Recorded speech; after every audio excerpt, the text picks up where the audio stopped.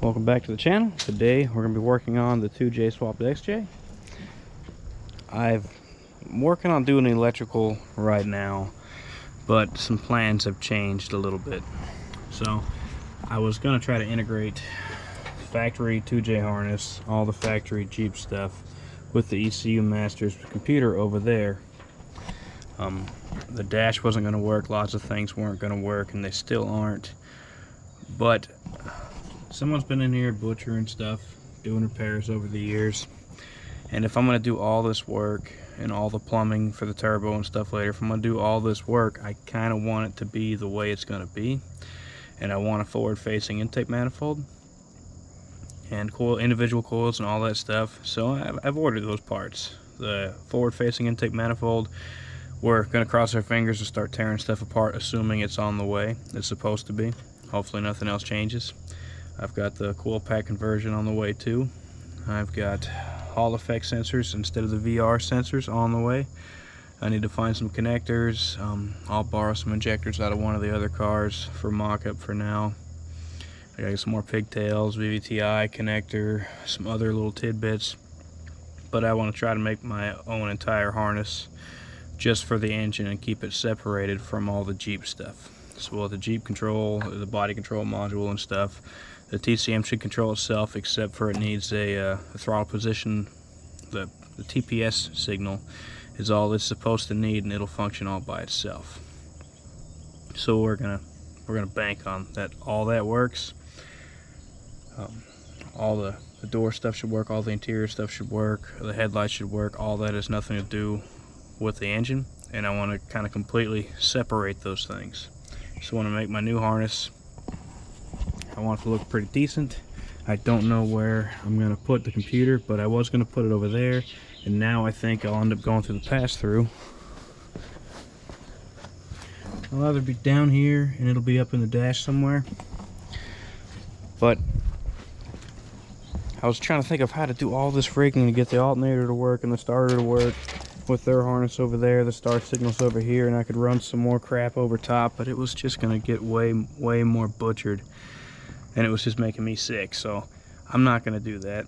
I'm going to go ahead and do it the way I want to do it. I've got two of these engines that's starting to get cold. I'm going to start taking the intake off of this one, and I'll end up putting that engine inside on the engine stand, so as it gets cold I can take my time and be a little more tedious with the engine harness. I kind of want to do it like I did with my 1UZ in my 240SX.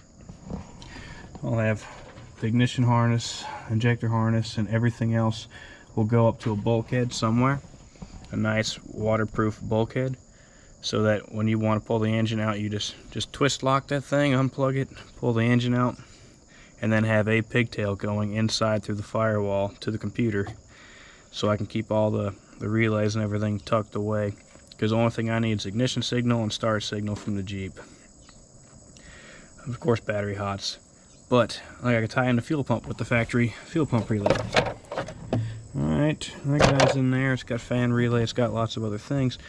The wires going to the fuel pump, they're not that big, so it's going to need upgraded. So I might as well go ahead and have its own relay and its own setup ran all the way back to it, dedicated, so that we don't have issues with wires getting hot or voltage drop and those things. Also, this stuff's so old. I mean, most of it works alright, but all the wires are so old, stuff's cracking, and we don't want any intermittent issues. So that's why we're going to take a step back to take a couple more steps forward. It's just going to take more time, but in the end it'll be better. What else we got? I think that's it. It was really just getting overwhelming looking at all this bundles of crap. So let's get rid of some bundles of crap. So I'm going to take throttle body off. I'm going to take all the intake off in pieces so I can get the factory wiring harness off of the engine. Back here, this intake gets really close to the firewall. I think it might actually be touching in a couple spots. If it's not, it's close. But see where it hits the throttle cable? Throttle cable still moves freely, so it's fine. But eventually that would be a problem. So the forward facing one comes out about 8 inches from the back port, so I think I will end up having to move some metal. I could move the engine and trans forward, but I don't want to do that. I've looked on the firewall where it's going to hit. And this is if it hits. I'm just pretty sure it will. I've looked where it hits by the gas pedal, and I can move that without any problems. There's no heater stuff or no air ducting. There's nothing there. There's several inches before the gas pedal right there, and it won't even be pushing in where my foot is. It will be above it, so it's a non-issue. Well, let's get this all apart so we can see what we're working with.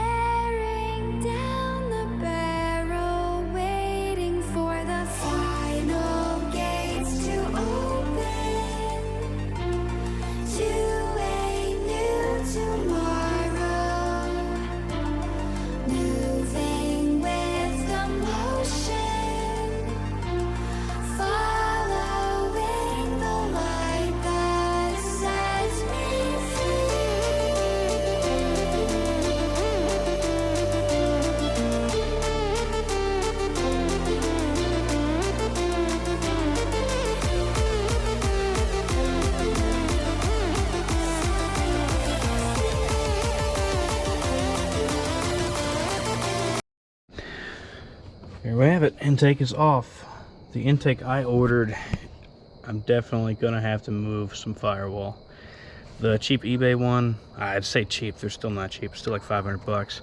The sheet metal eBay one is about 6 inches in the back for what they show from here to here. And 6 inches would probably get it.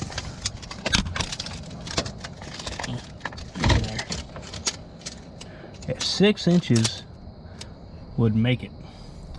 The one I ordered comes out to 8.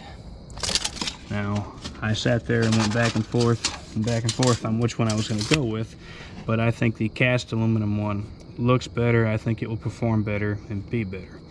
So I will have to make that sacrifice and move that. But for the other guys who may want to do this without moving the engine forward or messing with the firewall, you could use the GE manifold, or it looks like the cheap eBay one. Well, cheapish eBay one. But we will not. Now, my video of making the power steering hoses work, well, good and bad. Power steering pump doesn't need to move, it's fine. The pressure line may work. Where the forward facing is coming out at, I believe it's going to be about right here, which is fine because this reservoir bolts on, and I think they sell a fitting, or I'll make a fitting, and then you can do a remote reservoir somewhere else and gets all this out of the way. So my pressure line would still work and be able to rotate down, which is fine, or I can make another one, but this will have to move for that to come through, which is good because my radiator goes from here to here. So this is the gap I have to get my boost lines through, or my intercooler sit in front and get through to throttle body. which is another reason I wanted to go ahead and get the forward facing, so I don't have to make all this crap twice. I can just put all the effort and detail in the first time. So another benefit of that radiator and the mount is before there's nowhere to get the pipes around. People have problems getting intercoolers in the XJ, but now radiator goes here. I've got this gap and this gap, so we've got plenty of room to work with.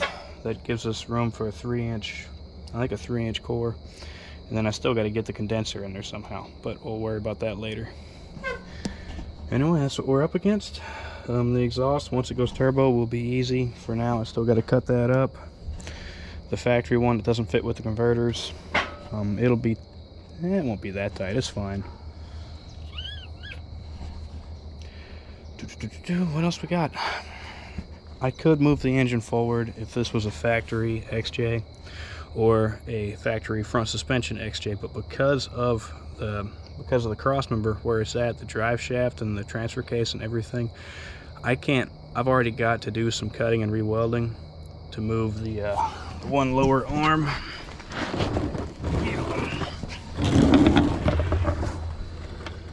I've already got to move this arm over because of the scooting engine over for the drive shaft. And so I definitely can't come forward without redoing a lot. We're moving the entire, I would have to move the whole crossmember with the engine at this point. And I could do that, but I don't want to do that. And I'd rather have the engine back as far as possible. The transfer case linkage works out right. The shift linkage, I'm going to start working on a bracket here soon to hook it right back up. Used to bolt to the bell housing, so now I have to make a bracket, which is fine. Gives me something more to do with SolidWorks and send cut send. We'll just keep picking away at this thing. I had the fuel fittings all sorted out with GE intake. Got my adapter down there to 6AN with the banjo bolt, and that was ready to go and hooked up, but the new intake comes with a fuel rail, which would be good for adding the return line later on. So that's going to change again, which is fine. I ordered the adapter for this. Filter will go right on the block. This will be gone, which will clean that up pretty nice. Oh, lots of tedious crap. But anyway, that's the update for today. Thank you for watching.